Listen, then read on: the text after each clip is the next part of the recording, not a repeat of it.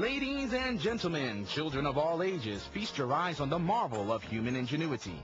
What you are about to see will shock and amaze you. Introducing the world's first inflatable church. In many ways it is. I created the inflatable church because it's a fun thing for kids. Michael Gill is the mastermind behind this inflatable house of worship, designed as a fully functioning church building.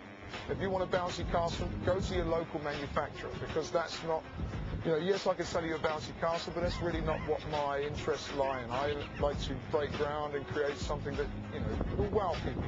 And that's what people want.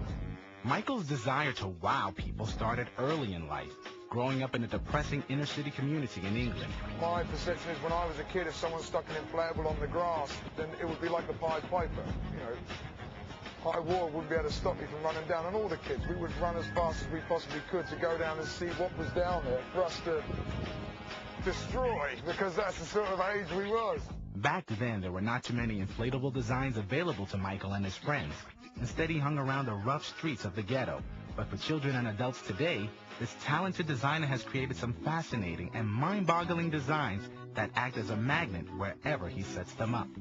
Kids associate with it. That's the beauty of the thing, and that's the fun thing. We're not serious here. I just want to try and change and create a platform. And I think you couldn't create a platform that would create kids to be interested, like the Pied Piper. You can go to any city and have the kids run to you. Michael Gill is providing an outlet for kids to spend their time and energy wisely. And what better way to draw kids to wholesome fun than an inflatable that's also a church? We've recreated an altar, inflatable, with an inflatable cross, inflatable pews, an organ, an inflatable organ with things. Kids come in and want to play the organ, and it's just that whole fun environment, but using the church as a castle for them to play around it. They leave telling their friends, oh, we went and played in the church, and that's where it begins. That's their first introduction to the church, and that's really where my passion lies with that product, of actually getting it into kids and getting it in front of kids. Through this inflatable creation, Michael was able to realize a dream and capture a part of his lost childhood innocence.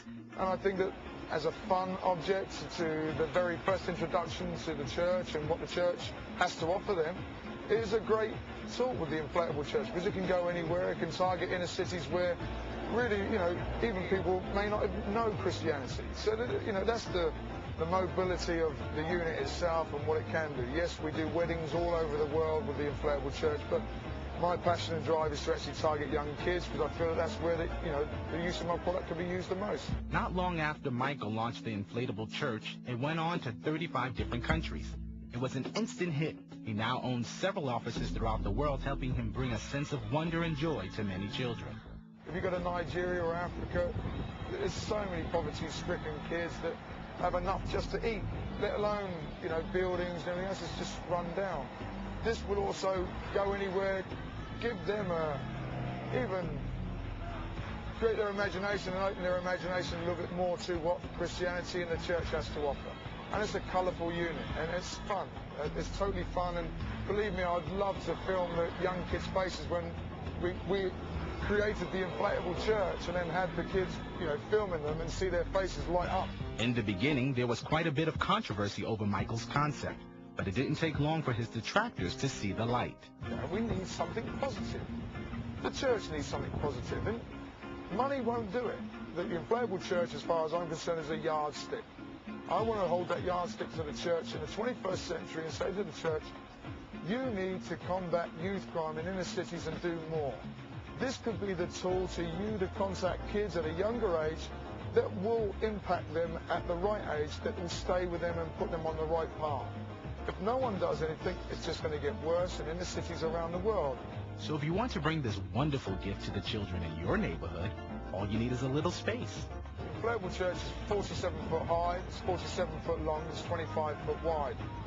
It has no floor, so if we pitched it on the sand, on the beach, or on the grass in a field, that's what you walk on. You also need a little time. Once it's in position, it takes no more than 4 or 5 minutes to totally inflate the object. And we could pack it away within about half an hour. But you may also need a little more in your bank account. Within UK pound, it's £21,750. Michael Gill wants to continue putting smiles on the faces of children everywhere. He sees the inflatable church as a breakthrough concept. He also hopes to surprise the world with a few more unique inflatables.